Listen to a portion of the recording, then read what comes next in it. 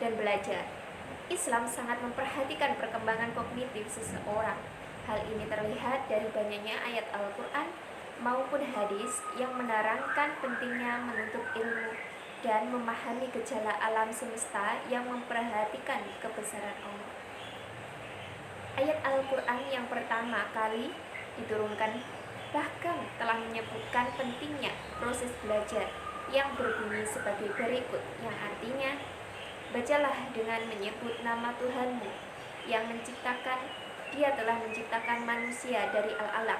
Bacalah dari Tuhanmu lah yang maha pemurah, yang mengajar manusia dengan perantaran kalam. Dia mengajarkan kepada manusia apa yang tidak diketahuinya.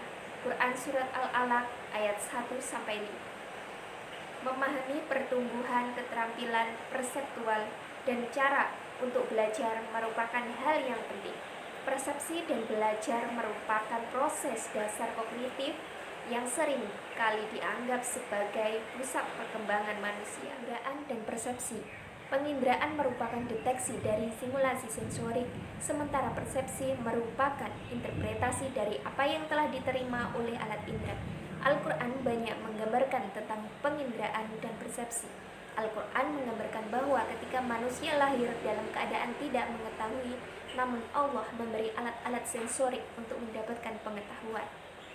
Dan Allah mengeluarkan kamu dari perut ibumu dalam keadaan tidak mengetahui suatu apapun. Dan Dia memberi kamu pendengaran, penglihatan, dan hati agar kamu bersyukur. Quran Surat An-Nahl ayat 78.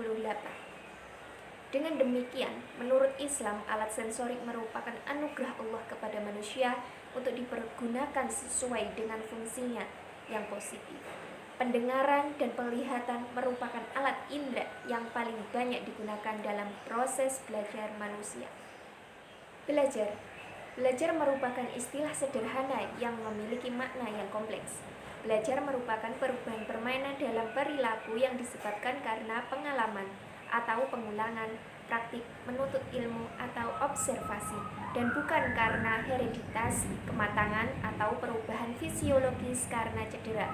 Psikologi mempelajari proses belajar dengan menggunakan imitasi atau pemodelan. Belajar melalui model atau yang dikenal dengan teori belajar sosial merupakan prinsip dasar belajar yang cukup luas dipelajari.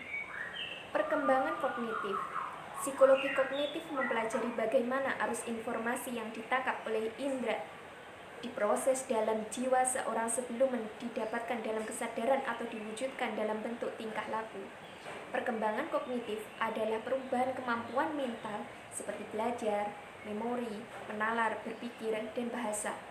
Piaget dalam dini mengemukakan bahwa pada masa remaja terjadi kematangan kognitif, yaitu interaksi dari struktur otak yang telah sempurna dari lingkungan sosial yang semakin luas untuk eksperimentasi, memungkinkan remaja untuk berpikir abstrak.